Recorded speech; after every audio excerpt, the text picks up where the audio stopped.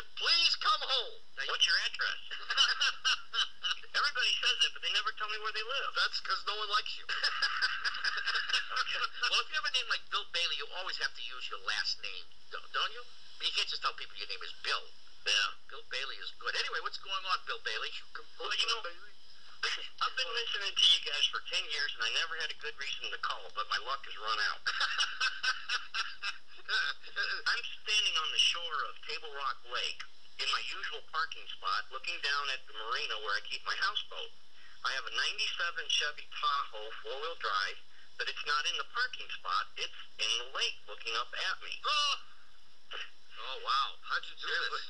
Well, the front end's out, the back end is in. There is a half-inch cable that runs diagonally to hold the dock in place that has cut through the back tailgate and is holding it there. And that's the only thing keeping it from becoming a fish habitat. So it rolled back into the lake? Correct. And pray tell, what were you doing while this was happening? Were you in it?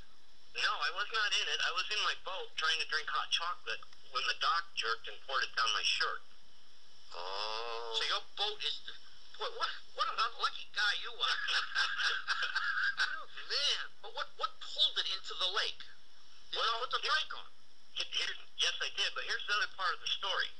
Last night, I'm driving out here to the lake, cruising down the highway, probably 55, 60 miles an hour, and all of a sudden, beneath my feet, I hear what sounds like a jet turbine, high-pitched like a jet is taking off under me, also with the sound of maybe a blender full of nuts and bolts, and it's not on stir or puree, it's like on liquefy.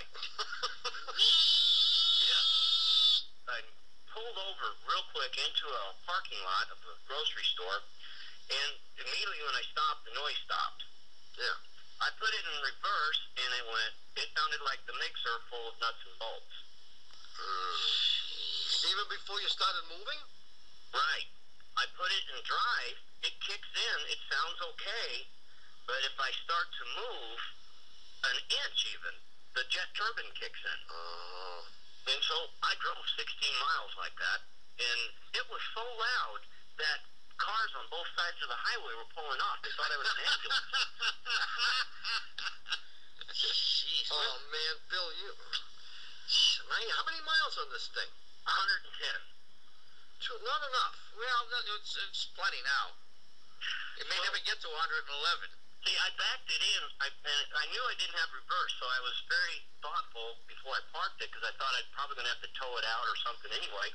I pulled it up an incline, and I coasted down to my usual parking spot. Oh, yeah, incline. Slammed that brake on, and I know when it hit now.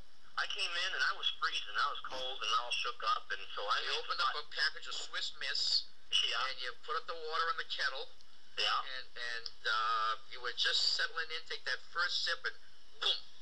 Right. What was your first thought when you knew it was your truck? No, my question exactly. What did you say or think when you looked out and saw your truck hanging there by a thread, so to speak? I don't think you could say that on public. I don't think so either. But they could hear me across the lake, I'll tell you that. Yeah, jeez. So the only thing that's holding it is this cable, and it's stretched like a banjo string. Oh, I'd cut the cable. Well, that's why I guess I don't need to know what's wrong with it. Should I cut the cable or not? Well, how much insurance do you have? I've got full coverage, I guess. Cut the cable. Well, here's an interest. Well, obviously, this is an ethical, moral, legal, and economic conundrum here. It certainly is. And obviously... And they're all conflicting. Well, I've only had one fisherman see me. Now, I'll keep him quiet if you keep your listeners quiet.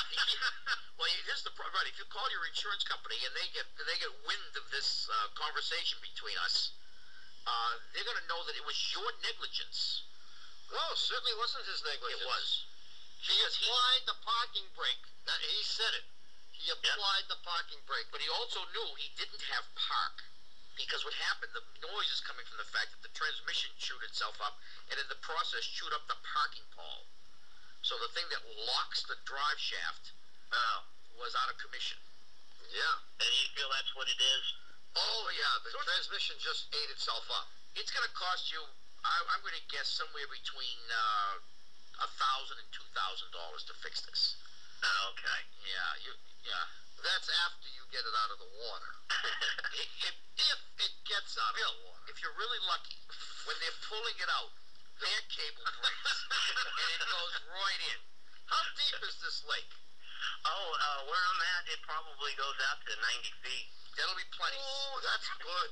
I mean, really? So you haven't called anyone yet? No, Well, I would call the insurance company and throw yourself at their mercy, because I have a feeling they're going to try to weasel out of this. Right. Not that insurance companies ever try to do that, but I think this would be an opportunity for them to do some weaseling if they can. Right. Good luck, Bill this will Bailey. not be their average claim. No. This won't be their average. They'll remember you for a long time. Yeah. Oh, yes, the Bill Bailey case. From Missouri, wasn't he? Yes, he was. Yeah, you're going to need George Bailey to help you out of this one, I think. They must have training tapes for the new people, the adjusters.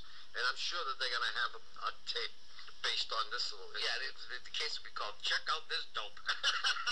Well, hey, Bill, I wish you the very best. This is not a good way to wake up. No, but the best news is that you weren't in it when it happened. Yeah, Right. good for you. And It's only a truck. And it could have crashed into your houseboat. Right. Yeah, you're a Right very down the lucky dock. guy. You're a very lucky guy. Well, I guess my luck has changed after all. Sure it has. It's a wonderful life, Bill Bailey. Yeah. See you later. Thanks, guys. Thanks for calling. Some guys have all the luck. He sounded pretty He's not too chipper. broken up about it. He's not broken up about it. That's Yeah. good. Well, you know why? It's only a car. Because he lives in a houseboat. He does. You can tell right away. He's got the right perspective on life. Yeah. You could tell right away that he wasn't a guy that was going to sweat the small stuff. Yeah. You know, Tommy, in the spirit of the holidays, maybe we should try to give our listeners what they really, really want. Yeah, more of the show, you mean? No, more breaks from it. Done. We'll be back with a brand new puzzler and more of your calls in just a minute. Up till yesterday, I was doing great.